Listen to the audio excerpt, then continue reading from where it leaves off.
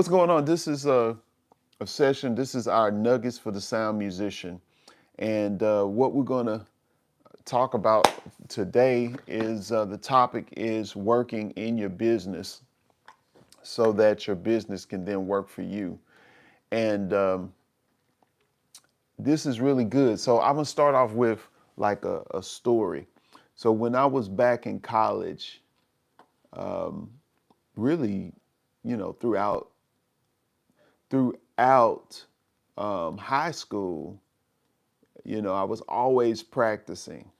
I was always practicing because I was so just tied up into being able to sound like what I heard on those the records or the albums or because I was listening to records actually, and then CDs, of course, buying a lot of CDs, and so there was a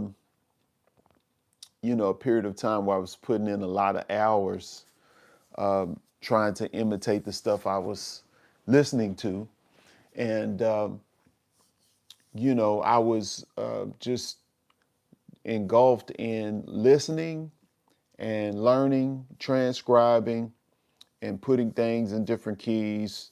And also, my mom was, she was a teacher, and then she had a lot of applies when it came to printing up things. We would go to Office Depot a lot, so I was always printing things and creating flyers and things she would make for church, things that she would make for school, bulletins and bulletin boards and things of that nature. And so when I started uh, recording myself, when I got a multi-track recorder, I would record myself playing these songs, and then I would take those songs and create a collection, and I would make tapes, and I would sell those tapes to church members and friends, back then. And so it was just interesting, just exploring the things that I was passionate about and like using the tools and the environment that I was in, the tools in the environment that I was in to be able to create and produce products. And so I wasn't even thinking, of course, like I am now, and really understanding the compartmentalization aspect, in terms of being a creative artist and also entrepreneur. You learn that as you go. And so the more that you have understanding of what you've been doing, what you do well, and what you don't do, then you can better operate in that. And so that's today's topic. And I wanted to talk about this from the standpoint of when you start off with a passion or something that you love, that you desire, and then you dive in focusing on the craft because you want to really uh, do that particular thing. So if somebody is an artist, they enjoy painting, or if they're, of course, a musician, they enjoy playing a certain style, something like jazz, or artsy or artistic expression through an art form like jazz requires study, and it requires consistency and discipline. But as you grow older and you get more responsibilities and you learn about the economy around or the economics around what your passion is, then you have to make a decision on what you need to do in order to be profitable, in order to earn from that you're passionate about. And so many times we get wiped out, or people get wiped out because the current let's see, the current situation or your environment or your location affects your being able to earn money doing the thing that you're really passionate about. And so there's a lot of personal development that's required. There's a lot of spiritual challenges that will cause you to have to assess what it is that you want to do and how you're going to go about it. And the thing that I really appreciate about the whole process, the creative entrepreneurial process, is what happens is when you're a kid and you're doing things out of your passion and heart and based on the foundation that your parents set up for you that allowed for you to do the thing that you're passionate about or develop skill in a particular area because they were footing the bill. They were paying for your room and board, so you didn't have to worry about those expenses. And this is talked about too in Malcolm Gladwell's book, the 10,000 outliers. It talks about the 10,000 hours, and it talk about the different people in there. I think even it talks about Bill Gates, where his parents bought him a computer, or he was able to just focus on nothing but computer stuff, and others. It's like you don't really realize it until you get older how much your parents had to play or your upbringing had to play on the the trajectory of your life, and like the skills and the mastery that you have is directly in proportion to your foundation and the hours that you put in, and in the beginning of how your brain really got wired to how you're able to execute and function and everything in the area that you're passionate in. And so with that in mind, when you have a business, there's little nuggets that are dropped with you through your parents, like I say, through other leaders in your community, whether they be teachers, whether they be a pastor or a friend, family of a friend, uncles, different people of influence, kind of all help add these little perspectives or seeds, as you will. They'll drop seeds, they'll water seeds, and then inside of us, it's up to us to take all of that and then create something that we will then be able to earn a living from, or through the practice of the things that we have, the information we've gathered and like our skill that we have, we can then create the business that resolves around the things that we have a heart towards doing, And so the thing about it is like that you have to work on the things that are presented to you in the instance where initially you might have only focused on the thing that you really love to do, but as people on the outside in are wanting to have you to participate in events or present at a library or present at some type of convention or to teach a class or to come and share with this group, or they want you to perform or share your what you're selling or what you're creating as a vendor at an event or whatever it is, what I'm saying? Then you start learning about opportunities that resolve around sharing what you do. And so a lot of times people they don't think outside in, they're so focused on the inside out. And a lot of times we can devalue ourselves and not even realize the true value that we have because we haven't thought about that side. And so that's why, with this topic, I'm talking about letting your business work on you, because it's three sides, it's three aspects. You work your business will work on you, and then your business will work for you. So it's three stages of this.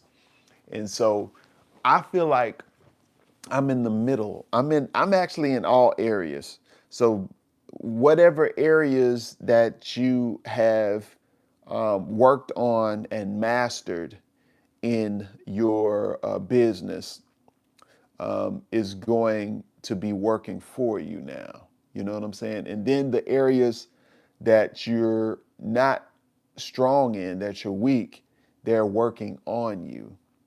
So I'll give you an example. In business, and I'm talking about like think small business, think self-employed, think you know something that you're doing. You might be doing it, working it on the side, or you've been doing it for years, but you haven't really started a LLC. You haven't done the paperwork. You know what I'm saying? You're just operating as a sole proprietor. Let's talk about that. You know, it's something that you do. You teach, you do perform, but you really have, and you take gigs. People call you and they'll have you to come perform and stuff. You know, for different events, but I want you to just think about where you are in comparison to people who you might admire who are always booked, the people who you admire who are always teaching and always, traveling around doing master classes or doing public speaking or whatever it is, whatever your area is. I just want you to think about how they were able to get there. Or even when we go to these conventions, right? They have the NAM show, they got TMEA, they have Gen Conference, they have all of these conferences for these different industries. And when you go to these conferences, you have people who are speaking on the stage. And so you ask, like, how did they get to that point? And so I was thinking about like the concept of a tree or a flower or something that you have to grow. Whereas before you even see the fruit above ground, there's roots that go below the ground. And so I think it's called an iceberg, you know, like they say, the tip of the iceberg. You can see the tip of the iceberg out of the water, but if you go down underneath the water, you'll see these big like mountain underwater, you know. And so I was thinking about how that is even true in business, where people perceive us as the persona that is publicly promoted or something that you see. So we'll post videos on or video clips on social media and stuff like that. And people will see us, people hear us, people will think about 90% of what they think is related to what they see. Whereas, you know, that's only, let's say it like this, that's only 10% of what I actually do. So, for instance, if my main persona is a musician, well, let's say a saxophonist, a Christian jazz saxophonist, or whatever. These are categories, or what do you call it? Titles, categories, labels. That's what I was wanting to get to. That connects with our memory bank, our understanding, or, you know, it's a way that we're able to categorize things, or people are able to categorize things in their mind, so that yeah, it's just how they organize things, put a connotation to whatever that we do. And so people see that, and then we make an impression on them.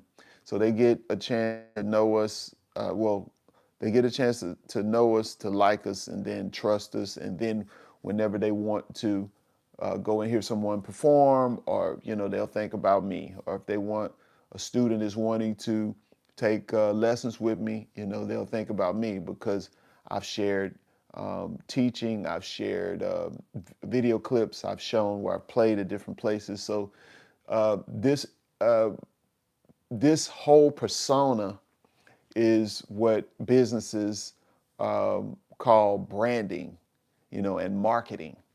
And so our experience, you know, just from working hard, doing all that we do, and then packaging things up and then sharing it, like that whole process is like the operation of a business because you have your product development, your data, your research, and then when it comes to proof, uh, you do market research is what they call it, by looking at the people who are doing it, looking at the response from the customers, the problems of the customers, analyzing and getting your avatar, the person in mind who would be your ideal customer. You're thinking about all of these things, and so then you would craft a product or service around their pain points,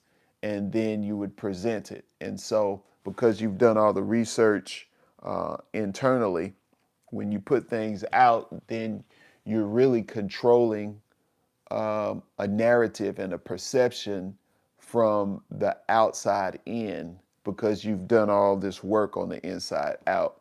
And I know a lot of times we're not even thinking like that in terms of musicians or people in business who have a passion for something. They're just doing it. They're serving their local business or your job or their local church with their talents and gifts, and they might work their job, go home and just do their home, civilian activities, and they're not thinking about taking advantage of these, or even they're not thinking about the processes when it comes to operating and scaling their business or growing their business because they're not seeing themselves as a business.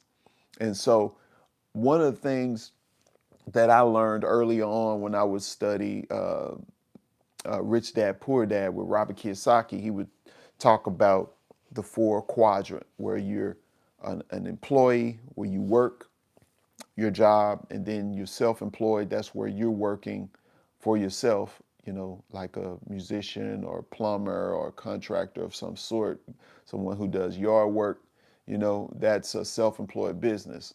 Okay. Then you have investments, and that's where you're investing in things like, mutual funds or stock mutual funds, ETFs, or real estate and things like that. You're putting your money into assets that will bring money into your pocket. Then you got your business, which is the business will work for you. And so when I was learning that early on in my 20s, I always wanted to implement those things. It helped me to better understand what I was doing. And the frustration that I would find when I would try to encourage other musicians, they just didn't understand all of that. It was just like having a bunch of different talents and gifts and assets just all piled in one big box, and it's not organized. Whereas clearly when you go out in public or when you post something or people hear you and they're just like, oh man, you sound good. So of course they will use you. They'll want to hire you for their program. They'll want to hire you to help them with their vision and their products and service. They'll want to do that. And what ends up happening, you will end up defaulting to whatever life gets you, or gives you, you know what I'm saying? To where you're not making enough because you don't understand how to organize what you're really going through. And so this is why I was wanting to kind of shine some light on these three areas. So once again, you work in your business, and then your business will work on you, and then your business will be able to work for you.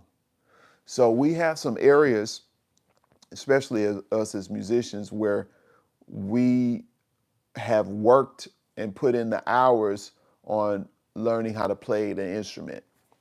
But then even in that, you can break it down into categories there. So you can work on technique so much so that you can execute on the instrument, but then you've neglected your concept area. So it's like you're just this, I'm going deep. This is like your musical lesson here now.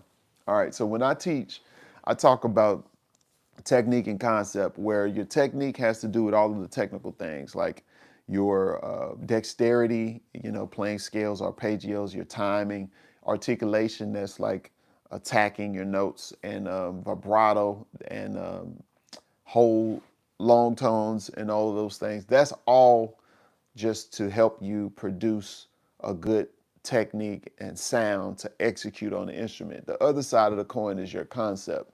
Your concept comes from the music that you've heard coming up, what you like and appreciate, and then the artists that you appreciate, and the songs that you learn that are related to the artist that you like. All of that shapes your concept, And so in that process, you're taking inventory of those artists that you like, the music that the songs that you heard that you like. You learn them, and then it'll help you develop your voice.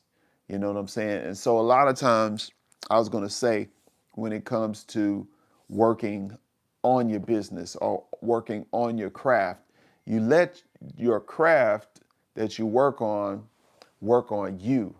And so if you are not evenly distributing the time and the work that the areas that you're working on, it's going to be reflected in your plans. So you'll hear people who are technically killing or proficient, but their concept is just kind of non-existent, or it's not anything special. And so on the flip side, you can have someone who focus so much on the concept. And what's the concept? They're focusing on the artist, the songs that they like, they love, and connect with. And they're more so thinking about concept, and their technique is not all of that. And so we'll hear people who have voices, who have a sound, and who really have character and have authenticity, because they are all concept. And then the technique is not as good, because they didn't emphasize that. They were more so focused on the technique. I'm sorry, focused on the concept. And you can see the evidence in the music and the voice and what people would display publicly. And so the same thing is true with our business. Our business will display our strengths and our weaknesses. It displays our process. It displays our knowledge base.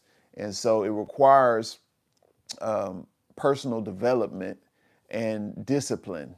And so the thing that I love and appreciate about business and what I do, it's really it's work that is connected to my spiritual convictions and drive, where I can have internally the aim and focus to do my work as unto the Lord, or do it like I'm working for God's approval and not the approval of man. And that brings me into my scripture that is in Colossians. So Colossians 3, let me pull it up here because I had it down.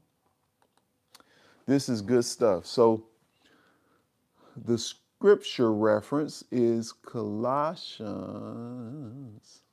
Yep. It's Colossians 3:23 and 24. And whatsoever you do, do it heartily as unto the Lord and not unto men, knowing that of the Lord ye shall receive the reward of the inheritance. For ye serve the Lord Christ. And so that's really good right there. So if you have that at the core of your motive and your intentions, then it frees you up, because you're not you're not tied to judgment. You're not bogged down by fear. You're motivated because you're looking vertically and not horizontally. People run into all kind of stress and confusion, identity crisis, and just so many issues when they don't start with the end in mind. So my business, my efforts, and everything that I do has to start with God, and it has to line up with His will. So my motivation for that, fuels my passion. My passion actually fuels my business, just like you put gas in a car. You know what I'm saying? A vehicle is the purpose is for you to get somewhere, but you can't go anywhere unless you have gas in it. And then if you put the gas in it, it has to be the right gas. It has to be the right fuel with the right motive. You know what I'm saying? So fuel, motive, what am I talking about for our business? So I did this. I talked and did a class, and I've shared some of this with my mentees, part of the Sound Musician Mentorship Program. I've talked about this before in my Texas Turner Academy as well. But when it comes to business, I compared the analogy was to a car, like you have the driver of the car, you have the vehicle itself, and then you have the destination that you're going. The driver has to drive the vehicle to get to the destination. So, what is the vehicle? The vehicle is your platform. What platform you're going to use? Some people use the stage. Some people use social media. This is your vehicle. Why is it the vehicle? Because this takes you to where the people are. You're here on YouTube or Facebook or Instagram, clips, whatever they see and you seeing, you're there. People are there. So when you go there, what is your message? Like, what's the point? You know what I'm saying? What's your vision? So your destination is that. Like, where do you want to go? You know what I'm saying? So you as the driver, you're driving. So whatever your products and services are, or your brand, your messaging, and all of that, that's what you carry, and you're using the vehicle to get to the people, and those people are gonna meet you there, and then whatever you have to share with them, then they're going to want to participate, or you're going to inspire them, and they want to link up with you so they can learn more, or they can hire you for whatever. You know what I'm saying?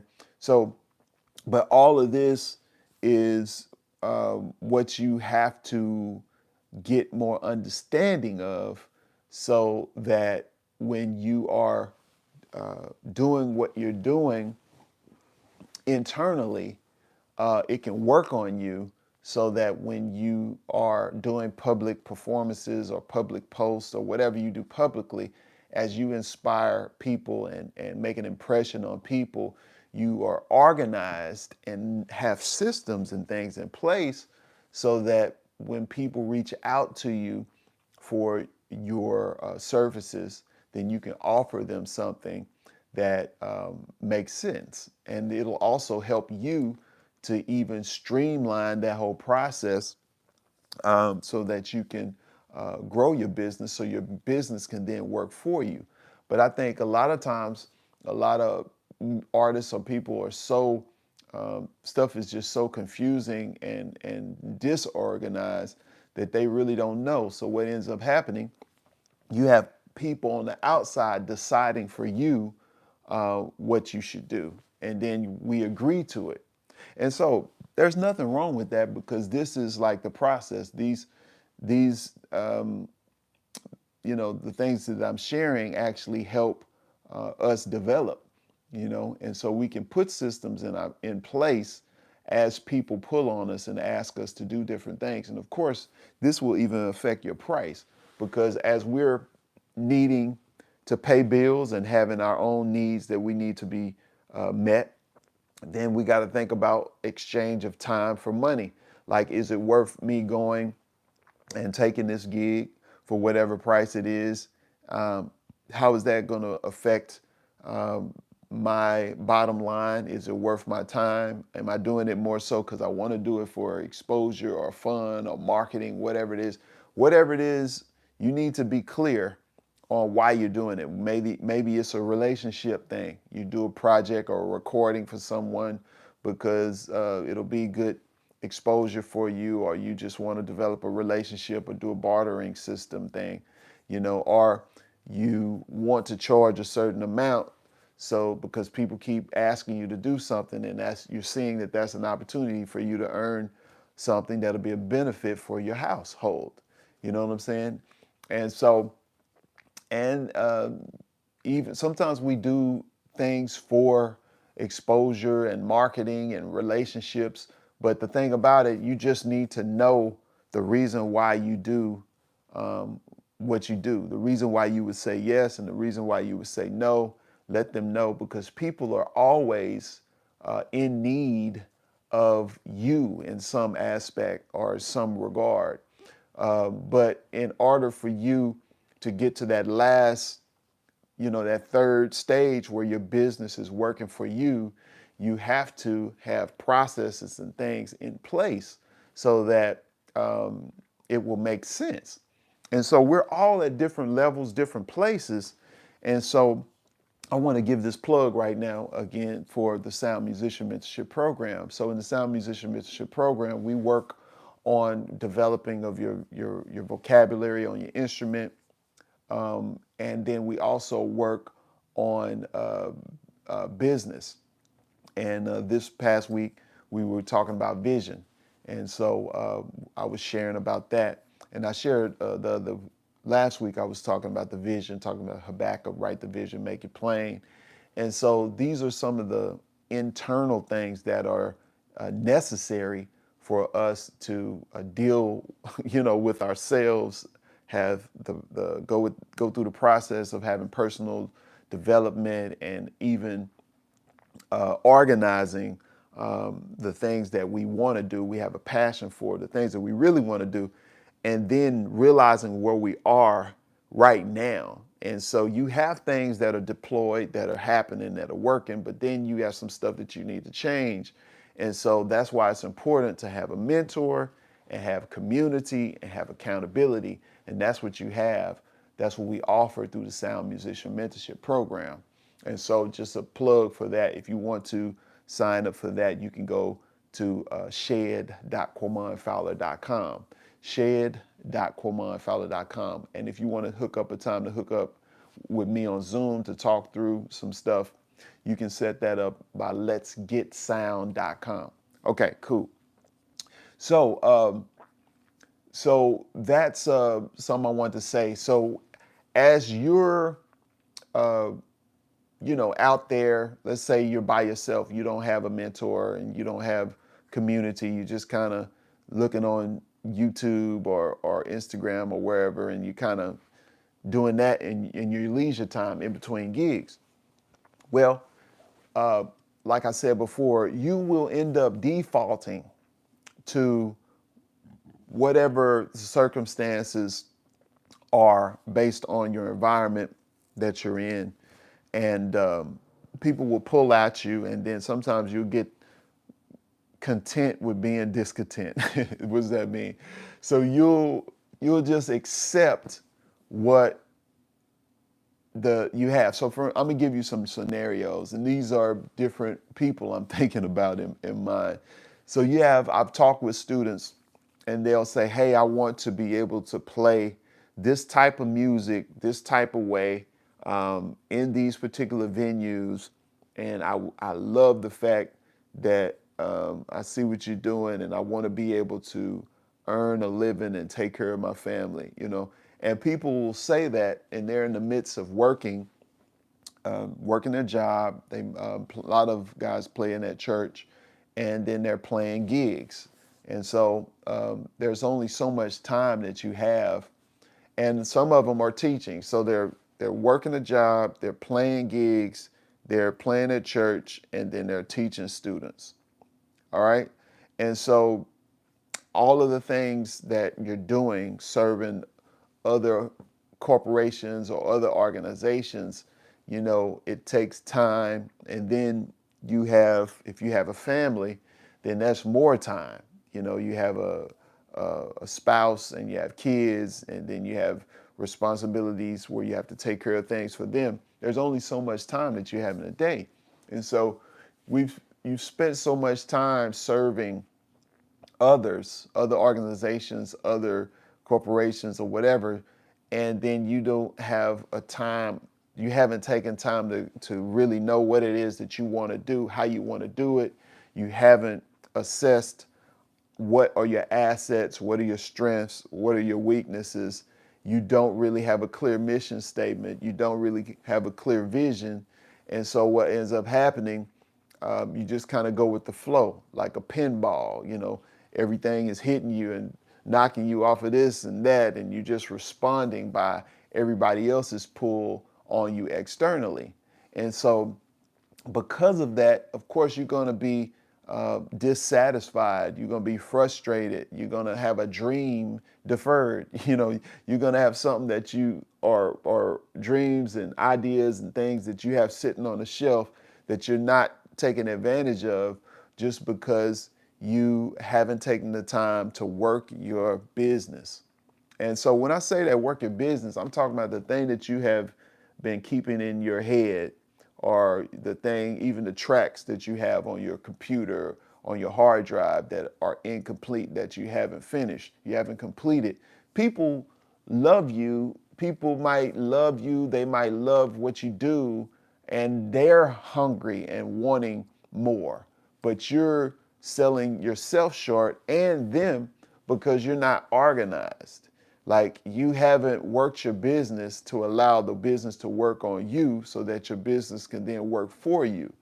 You're just, I don't know, distracted, confused.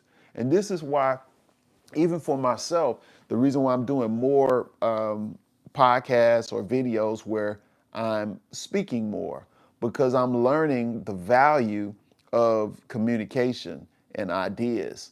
When you're just working and managing the work that you're doing, or others are doing, that's all internal things. That's internal work. Like, for instance, I talk about working inside your business and working outside your business. So there's a balance where we have to work inside of the business. You have to do work because, of course, people uh, appreciate you for the work that you do, of course, yes. But then there's a level of communication, there's a level of ideas. So what I mean by that, when you're able to share publicly, consistently, and then inspire others with your communication and with your ideas, then that opens up more revenue. You know what I'm saying? So even if you're great locally, people know you in a local environment, but you externally or like online, you don't have any presence. Well, you can serve that community and people, even in your home. You can serve your home well and great, but you have even a process, and you're stewarding something on a local level. But if you take it to that next level and you're able to communicate what it is that you do on a global scale, you know what I'm saying, or national scale, or international scale, then you're opening up what you do as an asset or something that's available for everybody around the whole world. And so those people will then want to pay you for an experience, to experience you live. They'll pay you to come and perform at their venue. They'll pay you to come and speak or to teach wherever. And I get, from every week, I'm always getting people inquiring about what I do, and to perform somewhere or to teach or to speak or to do something, because I've communicated those things publicly, right? And so you want to think about that. And the scripture I always like to use is really two areas. It's Matthew 25, where it talks about the talents and the different talents that the ruler shared with his servants. He was going away, and he entrusted them with a certain amount of talents based on their his understanding of where they were. So he gave one 5 talents, he gave another 2, and he gave another 1. And so the story goes, when he came back, he went back to the one he gave 5. He multiplied the 5 to 10. He say, well done, good and faithful servant. You've been faithful over few, I'll make you rule over many. He's like, yeah, go and celebrate. He rewarded him.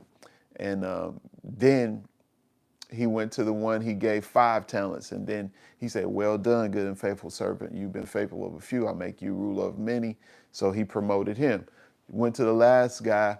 He took the talent that he had and he buried it. And he said, well, I knew you're a hard, you know, ruler, and he was basically scared. He brought up all these excuses why he didn't do it, multiplied. So the ruler got mad at him and he took it from him, and he said, you wicked servant, you ain't even do anything with what I gave you, and so I didn't even, all that time I was gone, and you still haven't done anything. So he kicked him out. He said, it didn't end well for him, and so he gave what he had to the one who multiplied to 10, I believe. But I just remember over the years hearing that, and I just made it a point, like, I don't want to be like that. I want to always multiply what I have, the talents, gifting that I have. I want to always be able to serve people, multiply. And what ends up happening as you're going after, trying to multiply your talent, and back then it was talking about money, gold,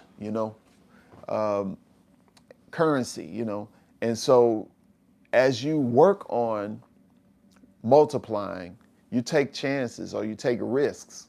But the thing about it, even if you lose or some things don't work out, you still get that wisdom.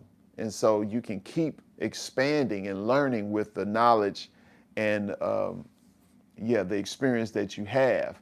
And then even your knowledge and experience can be monetized, And so I'll give you another scriptures in Ecclesiastes 11, where it talks about sowing 7 or 8 different things, investing, 7 to 8 different things, because you never know what evil be upon the earth. So that means if you have multiple things, multiple streams working for you, it says maybe this will work, or maybe that will work, or maybe they all will be good. But the whole point is you're casting your bread upon the water. You're making sure you have assets that are pertaining to you. It can be work that you do that's active. It can be work that you do that's passive. It can be assets that are working in your investment portfolio. And so I have things that are in all of those areas, from the standpoint of work for hire, passive income that comes through my book sales, The Christian Musician, which you need to get if you haven't gotten already. The Christian Musician book, I earn from my projects, my singles, my CD projects. I earn residually from investments, crypto. I earned from ETFs. I earn real estate. And so all of those things are earning, because I learned earlier on through the scripture to get these things going. And then God, through your obedience, from you applying. You remember I talked about faith without works is dead. So people know your faith by your works. And I also posted the other day where, you can talk all you want, but people, it's like what you do is going to is clearly be seen. You know what I'm saying? So you can say what you want, but people will know you by your fruit. And so you got people who are not good at speaking, who are not as eloquent or as put together as you would think they needed to be, but they got so much stuff together that you don't see, which gives them confidence to then speak. You know what I'm saying? And that's the thing too. It's not really about you being all polished and you being, this is what keeps people bound too, because you'll look at people and what they're doing, other people and what they're doing, especially on social media, because you see things presented the best. You see people, the best of what people want you to see. And so you'll deceive yourself and think that these people really got it going on, and they don't. especially with obedience to God. It's like the people who you would see promoting things that are supposed to be under God's category, a lot of times internally it's just they don't have the right spirit, the doctrine is off, or they're not really practicing uh, biblical principles, that they're putting out. But you will have those people who don't have it all together in terms of their communication and the production and everything, but they're applying the truth. And the reason why I like the whole business or just being a creative entrepreneur, like the process is a process that you get to go through and grow as you're implementing the things that God is teaching you, the Holy Spirit is leading you through and orchestrating things as you're engaging with your audience, you're active in the community, you're having conversations, you're performing, you're interacting, and you're able to implement all of these things into your business. It's like as you're working your business is working on you, and then it's growing and expanding. And the more it does as you are learning and growing, you can better improve your processes and how you present yourself. So you get better over time. But because like I said, you're starting with Him in mind, where you're doing things vertically, you know that you're doing things as unto the Lord. He allows you the grace and mercy to accept you as who you are, how you are, and then He'll clean you up in the process. So it's not an overnight thing. So I don't need to prove, I don't need to go approach my business with a thing where I'm trying to appear to be or have stuff together in areas that I don't. I will just present what I have, where I am, and over time, from doing it, you will get better. You'll tighten things up. So, of course, it's overwhelming. That's the difference between being like controlling or having a controlling master, or someone who's going about things legalistic or from works-based standpoint. When you're in a relationship or even thinking about having a relationship with God, it's all about God is a God of love, right? And so in a relationship, the relationship is based on love. It's not based on works. So sometimes we can put more pressure on ourselves to make sure to try to, make us ourselves feel like we got to do this, we got to do that, we got to do this and that. And it might be true. We might have to do all of those things. But sometimes, like I was talking about the technique and concept, there's a balance. You got to have regiment, you got to have rudiments and all of the technical things in place. But when you think about the music, you think about a song, all of the technique and all of those things are in the song. It's in the melody. So when you learn melodies, when you learn songs, transcribe, all of the elements that you need are in that. You just have to do it and perform and play. And the more you do it, all of the essential elements will rub off on you. So that's the thing in relationships as well. You might, even friendships, you might be with your spouse or someone you're thinking about being your spouse, or you might be with a friend, and you'll find flaws. You'll find areas that they're not, that they need to improve on. And you take note of that. But the thing about it, you grow in the relationship through conversations, through situations, through circumstances, and you just grow. But the whole point, like in order for you to grow in a relationship with God or men, you have to. It's a relationship that should be motivated by love and care, and you can implement those changes just through your experience. It's like this. You can meet, like as a believer, right? We encounter people who don't believe. And so in our mind, we care so much for them to be saved. But here it is. You might read the Bible, you might study, pray, and fast, and all of those things as a believer. But people that you're around, whether it's in your job or different work environments or wherever you go, you meet people who curse, you meet people who don't have the right spirit and all of that kind of stuff, but you around them. So how do you get a person to change? But the thing about it, it's not about how you get a person to change, it's how God gets us to change. Because it's our changing, it's Him working on us, or the situations working on us, then allows for us to change or to grow in who we need to be so that it'll work on somebody else. And that's what we're talking about today. We're talking about you working your business, letting it work on you so then your business can work for you. You don't have to force anything. You don't have to force it. You just got to pay attention to what you're assigned to do, and just work it. And then from you working it, like naturally, you'll be able to. It'll be a blessing to you. It'll be a blessing to the people around you. You attract more people to follow you and learn because it's working. You know what I'm saying? If you got somebody who who is doing all this talk and then clearly they're looking at you and they see that you don't have the fruit, you don't have the results, it's like you're a turn off. People don't want to be around you. You know what I'm saying? People will talk about you, because your stuff that you saying is not lining up with your fruit. You know what I'm saying? So that's what I wanted to talk about. And I hope this was helpful. It was definitely something that was bubbling up that I wanted to share.